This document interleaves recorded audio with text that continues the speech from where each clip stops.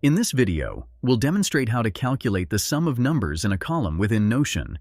But before we dive in, I'd like to invite you to hit that like button if you're excited to learn how to calculate sums in Notion, and share your thoughts in the comments below. Your feedback helps us create better content for you. Let's get started. Create a database in Notion. Select the Inline option for managing the database within your page. Input your numerical values into the database columns. Click on the plus sign to add a new property and select the number property type. Label the property, for instance, as amount. Enter the amounts in the respective columns. Hover your mouse under the table and you'll find the Calculate option. Click on Calculate for the column containing the numbers.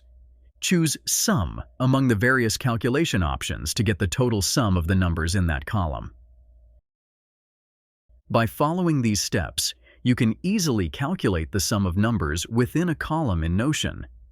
If you found this tutorial helpful, please take a moment to like, comment, and subscribe to Media Magnet Guide for more informative content.